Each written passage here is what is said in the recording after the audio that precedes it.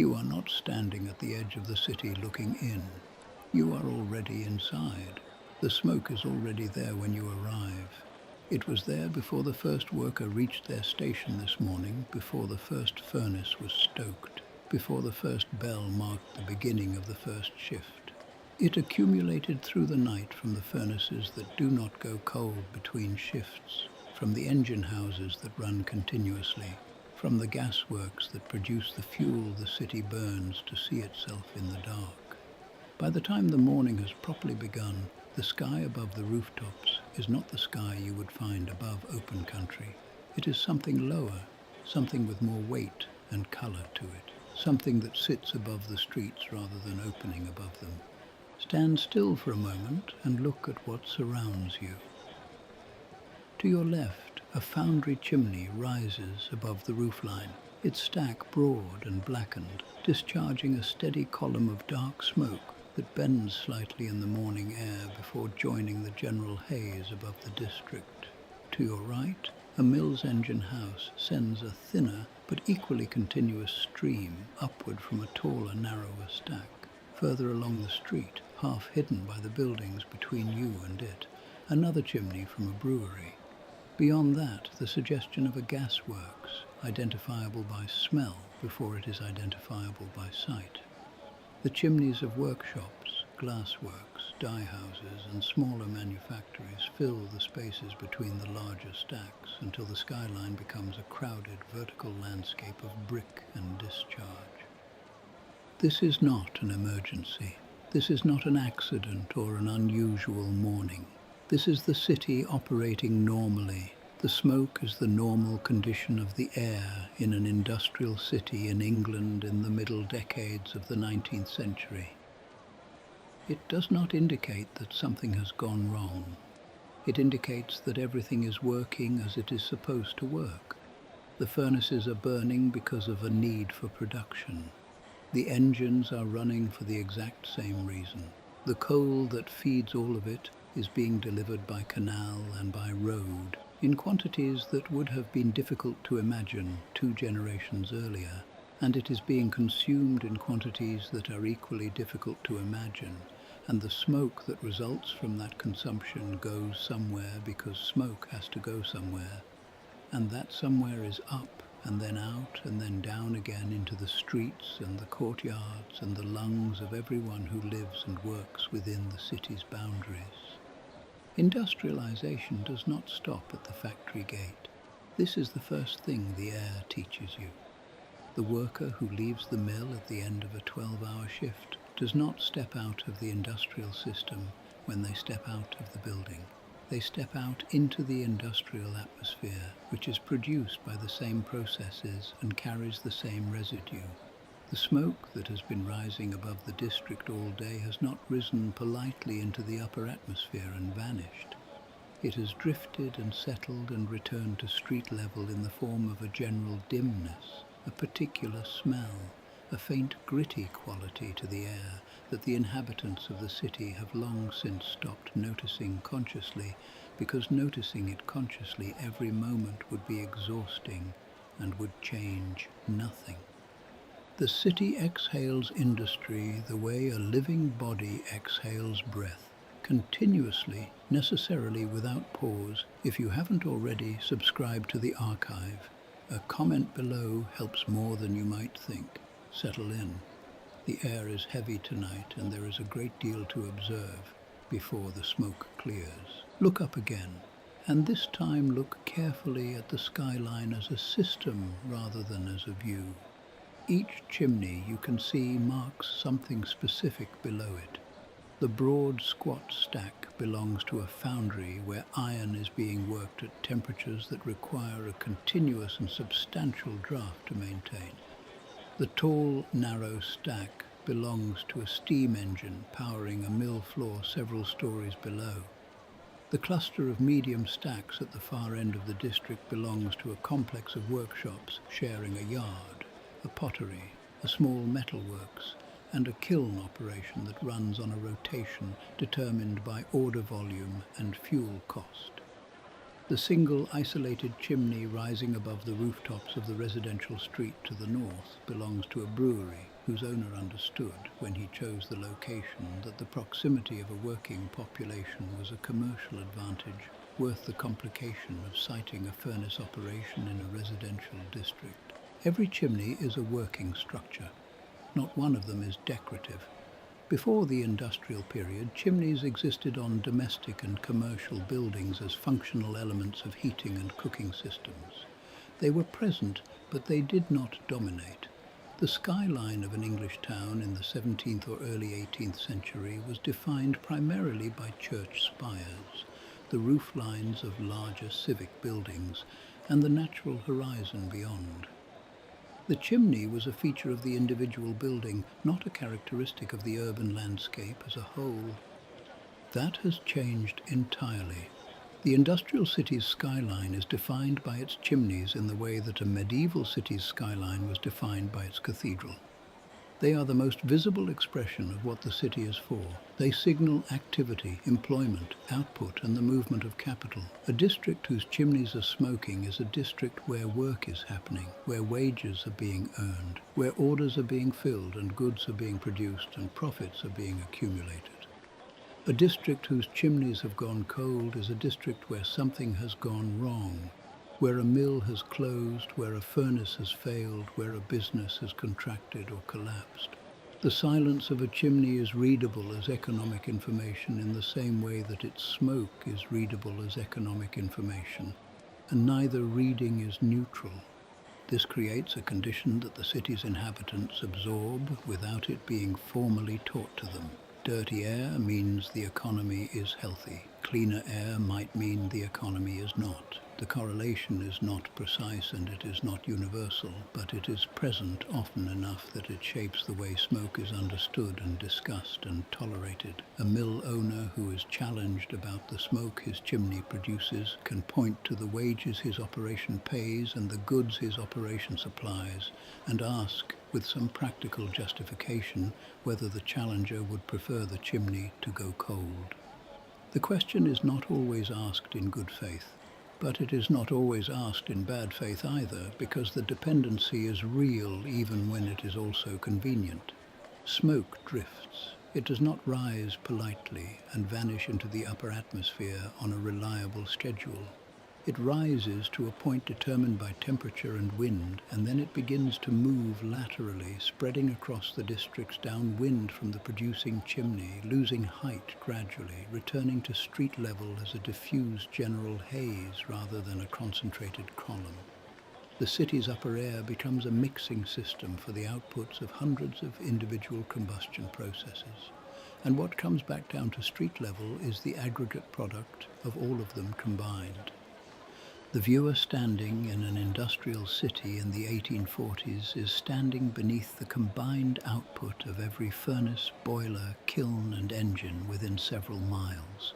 The skyline above them is not scenery, it is the upper end of the production line, and it is running continuously. There is a particular quality to the light in an industrial city that takes time to understand if you have not grown up inside such a city. It is not darkness exactly. On a clear morning after a night of strong wind has moved some of the accumulated haze away from the district, the light can approach something close to ordinary daylight, not the sharp open brightness of countryside or coast, but a workable grey-white illumination that allows the streets to be seen clearly and the rooftops to stand against the sky with some definition. These mornings are not common, but they exist, and the people who live in the city notice them, which tells you something about how different they are from the ordinary condition. The ordinary condition is something else. On most mornings, the light arrives at street level already filtered. It has passed through the accumulated haze above the rooftops before it reaches the windows of the houses and the surfaces of the streets, and it arrives diminished. More yellow than clean daylight, slightly warmer in color, but weaker in intensity, casting shadows that are softer and less defined than shadows cast by unfiltered sun. The city does not become bright in the morning the way that a rural landscape becomes bright. It becomes less dark. The transition from night to day is a gradual reduction in obscurity rather than an opening into clarity. Fog compounds everything. England's climate produces fog with natural regularity, particularly in the autumn and winter months and in the low-lying areas near rivers and canals where cool air and moisture collect. In a city without significant industrial combustion, fog is a weather event. Temporary, uncomfortable, cleared eventually by wind and rising temperature. In an industrial city, fog and smoke combine into something that has its own particular character and its own particular persistence. The moisture of the fog captures the particulates of the smoke. The smoke thickens and darkens the fog. The combination sits lower than either would alone, fills the narrow streets and enclosed courtyards more completely, and lingers longer after the conditions that produced it have changed. The city develops its own manufactured climate through this process. Wind direction becomes significant in ways that it is not significant in unindustrialized places. Neighborhoods downwind of furnace districts receive heavier atmospheric burdens than neighborhoods upwind. The prevailing wind becomes a factor in property values, in health, in the quality of daily experience. People who can afford to live upwind of the worst producing districts do so. People who cannot afford that choice live where they can afford to live, which is often where the wind deposits the most. Rain does not restore the city to cleanliness. Rain pulls the accumulated soot from rooftops, walls, and the upper surfaces of buildings down onto the street-level surfaces, the windowsills, the doorsteps, the pavements, the clothes of people moving through the street. A rainy day in an industrial city is not a cleaning event. It is a redistribution event. The soot moves from the higher surfaces to the lower ones, from the dry surfaces to the wet ones, and from the air into contact with every exposed surface it encounters on the way down. Weather and industry become inseparable. The atmosphere above the city is partly natural and partly manufactured, and the two components have been mixed so thoroughly and for so long that the inhabitants no longer experience them as distinct. The smoke is the weather carries the smoke. Together they constitute the ordinary air of industrial England, and ordinary air is what people breathe. Step out into the street and walk. The street you are walking along is not a wide one. Most streets in the working districts of an industrial city in the mid-19th century are not wide. They were not planned with industrial traffic in mind because they predate the industrial period, or they were built quickly and cheaply to house the workers that industry required and were not planned carefully at all.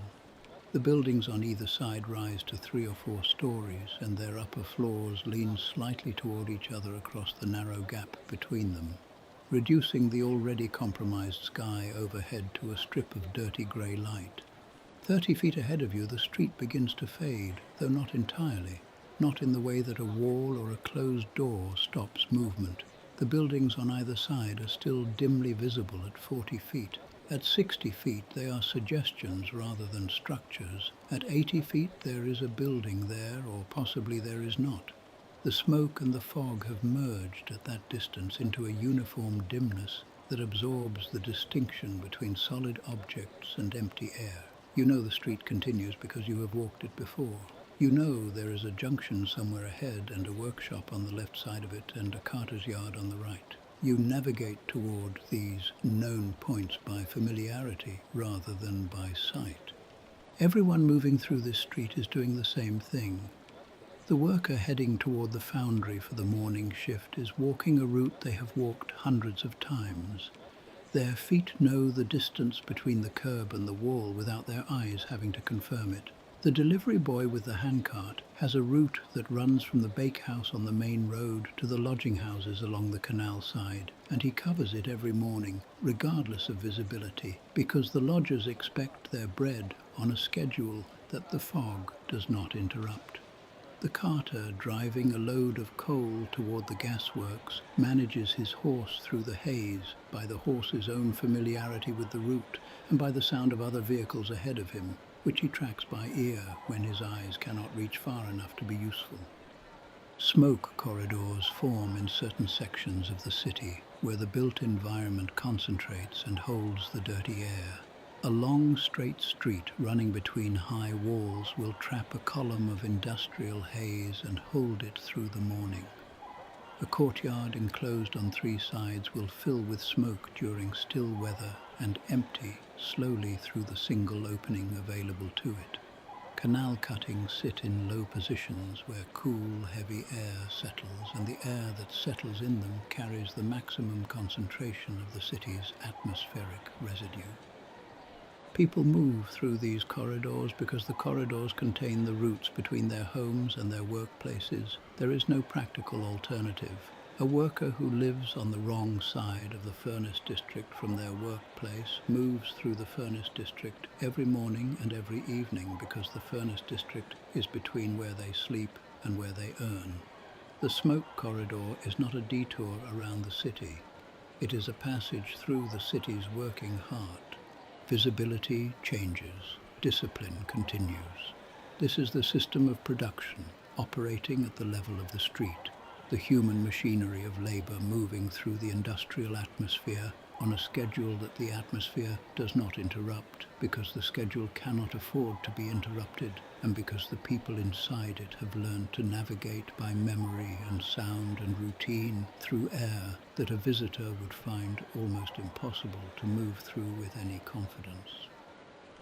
The street does not empty when the air thickens. It simply becomes a place where people move without being able to see very far ahead. By mid-morning, the soot is visible on the hands, not like mud, not in the way that a chimney sweep's hands are visibly blackened by direct contact with flues and residue. Just a general darkening of the skin creases, a faint greyness across the backs of the hands and the wrists, the particular way that industrial air deposits itself on exposed skin over the course of a few hours outdoors or in a poorly ventilated workplace. The worker who notices it wipes their hands on their apron or their trousers and continues working because there is nothing else to do about it and because it will return within the hour regardless. The body has become the final filter of the city's air. This is not a poetic description, it is a mechanical description. The air that enters the city from outside its boundaries is modified by the time it reaches street level, thickened, darkened, carrying particulates from dozens of combustion processes in suspension. That air is breathed by every person who lives and works within the city's boundaries continuously for the full duration of their time in the city. The lungs do the work of filtering what they can filter and absorbing what they cannot filter, and the residue of that process accumulates over months and years in ways that are not visible from the outside in the way that soot on a windowsill is visible, but that are present nonetheless. Workers whose labor brings them closest to the combustion sources carry the heaviest burden. The stoker who feeds coal into a furnace for a 12-hour shift breathes the air immediately above the fuel bed at the moments of loading, the concentrated hot particulate air that sits directly over burning coal before the draft carries it upward through the chimney. The foundry worker stands beside open metal processes that generate their own particulate emissions separate from the general city atmosphere. The chimney sweep enters the flue directly, which is the most extreme version of this exposure and which is sufficiently well understood even within the period to generate some public discussion, though the discussion rarely produces rapid practical change. But the distribution of atmospheric burden extends far beyond those whose work directly involves combustion. The seamstress working in a room above a dye works breathes the dye works emissions through her window. The school children in the church school 2 streets from the ironworks breathe the ironworks output during their lessons. The shopkeeper whose premises face the street breathes the accumulated output of everything passing and operating along that street for the full duration of her working day. The infant in the back room of the tenement breathes whatever has drifted through the gap under the door and collected in the low air near the floor, where the heaviest particulates settle when the air is still. Workers cough. They spit. They wipe their faces with cloths that darken with the wiping and must be washed and are washed and darken again quickly after washing. They keep moving because stopping does not improve the air and the work still requires doing. Breathing is not separate from labor in an industrial city. It is part of the cost of remaining employed in one, borne by the body daily and accumulated over a working lifetime in ways that the body does not invoice and the employer does not reimburse. The industrial city makes breathing part of work. The worker cannot leave the system by stepping outdoors. The outdoors have already been converted. The windowsill collects it first. Run a finger along the interior windowsill of a house in a furnace district on a morning after a still night and the finger comes away grey. An unmistakable grey, a sort of lint grey that was not there the morning before the still night. This messy residue will be there again the morning after the next still night, regardless of how thoroughly it is wiped in between. The window is closed, yet the soot comes through anyway, through the gap at the bottom of the sash, through the slight warping of the frame that years of damp and heat have produced, through the keyhole of the interior shutter, if there is one, through any of the small imperfections in the building's skin that a building of this age and this construction invariably possesses. The house is not sealed against the city's air because no house in this district is ever sealed to protect citizens from the city's thick air. Sealing it would require a standard of construction and maintenance that the rents paid by the occupants do not fund. The household responds with labor. The windowsills are wiped. The front step is scrubbed on the days when scrubbing can be fitted around the other demands on the time of whoever does the scrubbing, which in most households means a woman, a wife, a mother, an older daughter, a lodging housekeeper managing multiple rooms and multiple surfaces simultaneously. The curtains are taken down and beaten at intervals and rehung, and they darken again within weeks. The bedding is aired when weather permits and brought back inside carrying a faint smell of the outdoor air, which is not the smell of clean outdoor air, but the smell of the district's particular atmospheric mixture. The walls are whitewashed periodically, and the whitewash yellows and greys over the following months until it no longer reads as white at all. Cleaning in the industrial city is not a task that achieves a stable result and then ends. It is a continuous process of managing a slow and steady deposition that does not stop between cleaning sessions. The city keeps depositing. The household keeps responding. The labor of responding to the city's atmospheric output falls largely on the unpaid domestic labor of women and on the small paid labor of washerwomen and char workers who move through multiple households, performing the same repetitive maintenance that the city's air makes necessary. White laundry is a particular challenge that women in industrial districts discuss with a practical specificity that tells you something about how central the problem is to daily domestic management. Clothes hung to dry outdoors in a furnace district return to the house marked by whatever the air deposited on them during the drying period, which can render a wash effectively useless depending on the direction of the wind and the activity of the nearest chimneys on that particular day. Indoor drying avoids this but creates its own complications in the form of damp in rooms that are already poorly ventilated. The home is not a refuge from the industrial system. It is another surface the system uses, another receptor for the atmospheric output of the furnaces and engines and boilers operating within the district. The factory gate does not mark the boundary of the industrial system's reach. The smoke crosses it without slowing. There are parts of the industrial city that exist inside a different version of the city's already compromised atmosphere. The furnace district, the zone where ironworks, foundries, glassworks, brick kilns, dye works, gasworks and engine yards cluster together in the industrial geography of the city, produces a concentrated atmospheric condition that exceeds the general haze of the surrounding streets by a significant degree. The heat rising from multiple combustion sources in close proximity creates its own local air movement, drawing the smoke from individual stacks into a combined column above the district that is visible from a considerable distance as a darker and more defined feature of the city's overall atmospheric signature. Workers who pass through these districts as part of their daily movement understand the difference in their bodies before they understand it as information. The air thickens noticeably at the boundary of the furnace district. The eyes begin to water slightly more. The throat registers a dryness that is different in quality from the general dryness of the city air outside the district. On days when the wind is low and the atmospheric conditions are poor, the furnace district produces a localized intensity of smoke and heat and smell that experienced workers navigate through quickly and inexperienced workers find genuinely disorienting on first encounter. Housing stands close to these workplaces due to convenient proximity. The economics of working life in an industrial city require proximity between home and the workplace.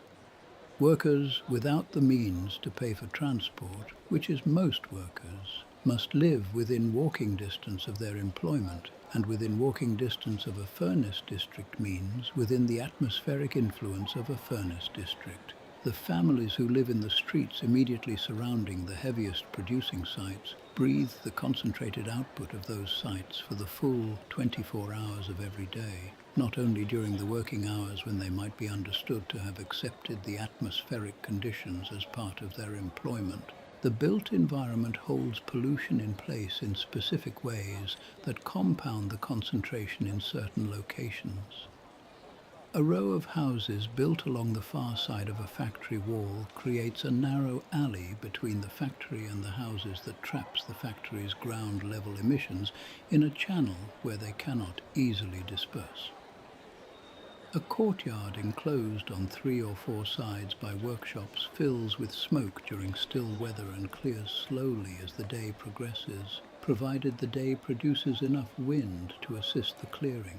Canal cuttings, railway embankments, and the high walls of industrial yards all create boundaries that the city's air cannot cross easily, and the air piles up against these boundaries in the neighborhoods that have the most of them, which are the neighborhoods where the poorest workers live, because those are the cheapest places to live precisely because of what accumulates there. The city's layout makes the distribution of atmospheric burden legible as a map of economic and social hierarchy without requiring the map to be drawn explicitly. Those with means live upwind and at a distance from the heaviest sources. Those without means live where the smoke settles. The arrangement requires no written policy to maintain. It maintains itself through the ordinary operations of the property market and the geography of industrial location. By the middle decades of the 19th century, the smoke above an English industrial city has acquired a meaning that extends beyond its physical properties. It has become a symbol, not universally admired. There are voices throughout this period arguing against the atmospheric damage of industrial combustion, and they are not wrong about what they are describing. But the dominant civic and commercial attitude toward the smoke above a prosperous industrial city treats it as evidence of something positive, as the visible proof of an economy in operation, of employment being provided, of goods being produced and exported, of the national industrial power that has made England the leading manufacturing nation of the world in this period. The painting of an industrial city at full operation, chimneys smoking against a dark sky, is not necessarily understood by its contemporaries as a painting of damage. It can be understood as a painting of success. This creates a genuine difficulty for anyone who wants to challenge the atmospheric condition of the industrial city. The challenge must be made against something that the city's most powerful interests have good reason to defend. The mill owner who burns coal to power his engines is producing wages for his workers and goods for his customers and profit for himself and tax revenue for the municipality and export value for the nation. He is not doing these things incidentally to the smoke. He is doing them by means of the same combustion process that produces the smoke.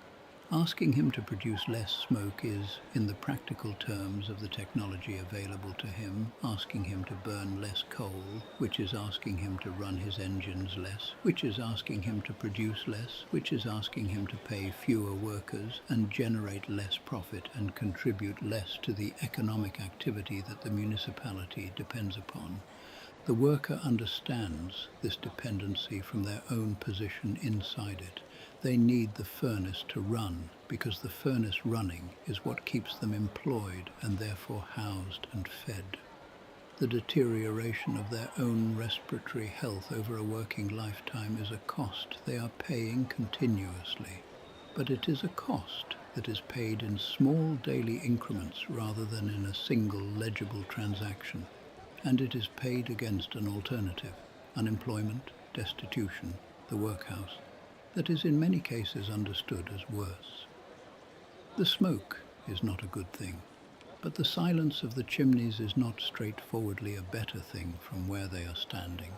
The air becomes a bargain that nobody remembers signing and that nobody has the individual power to renegotiate.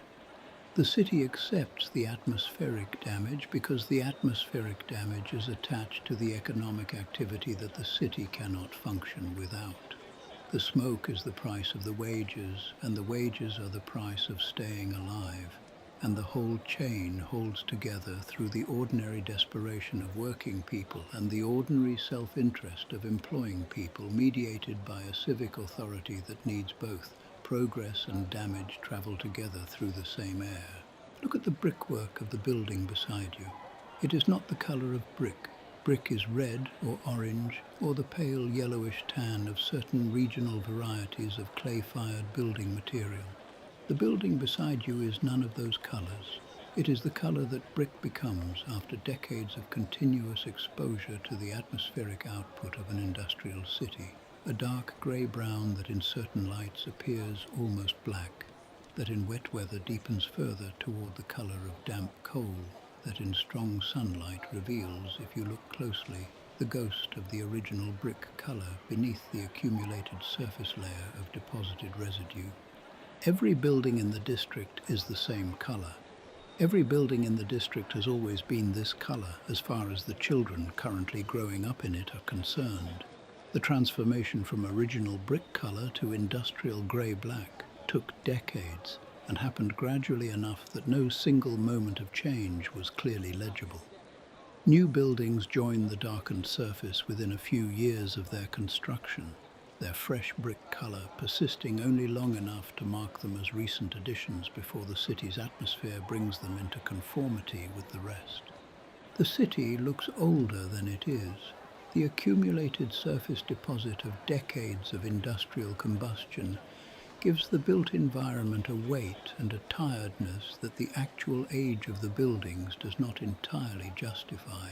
Streets that were constructed within living memory appear ancient because their surfaces carry the patina of a much longer exposure than they have actually experienced.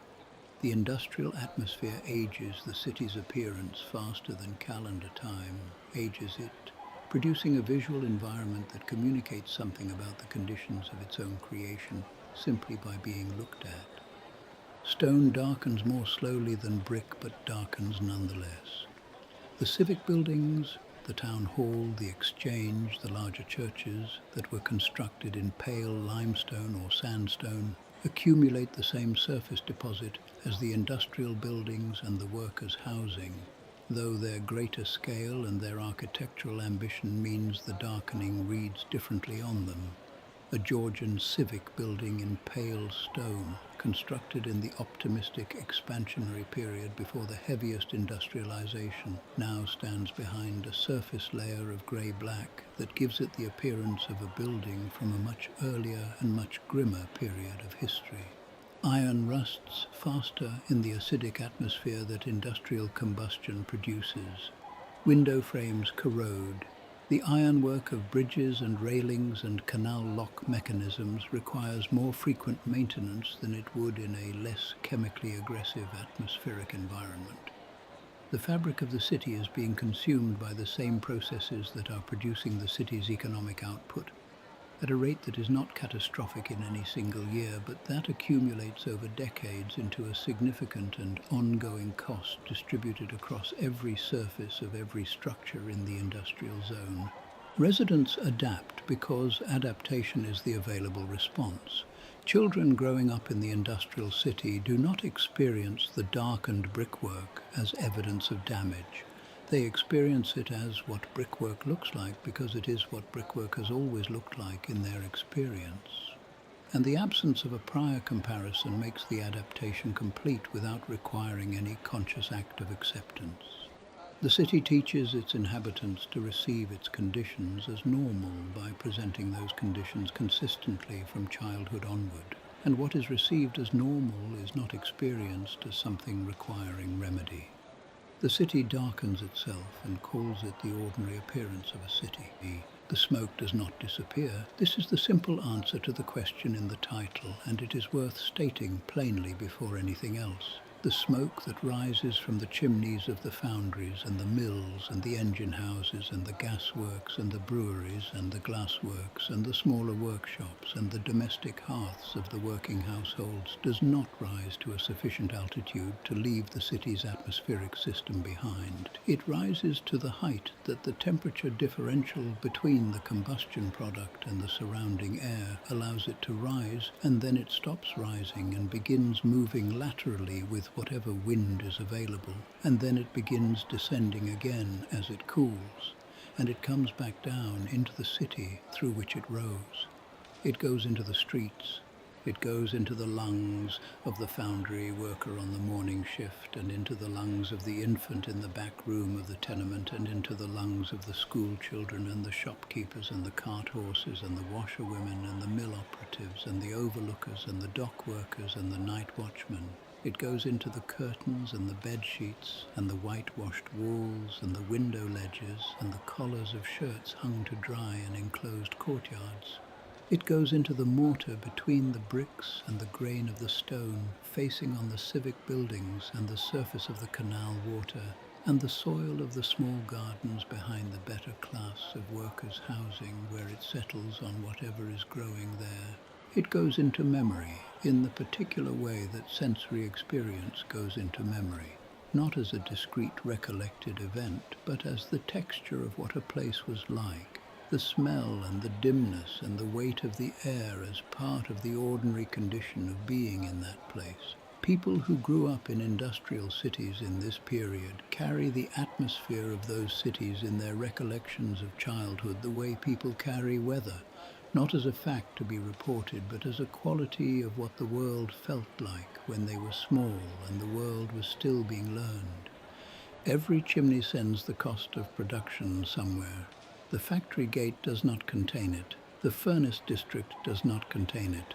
The smoke spreads until the whole city participates in the cost of the production that the whole city depends upon, and the participation is not voluntary and is not compensated and is not, for the most part, legible as a transaction to the people inside it. They breathe, the city deposits, the body absorbs, the buildings darken, the curtains are washed again. The Industrial Revolution changes labor, it changes time. It changes the relationship between the human body and the machinery it serves. It changes the meaning of a working day and the structure of a family's hours and the geography of where people live in relation to where they work.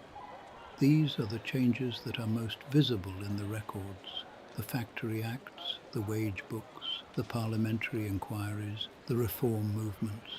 But it also changes the air. It changes the air above the city and the air inside the buildings and the air inside the body. It changes what ordinary breathing feels like and what ordinary daylight looks like and what ordinary brickwork is colored and what ordinary weather smells of.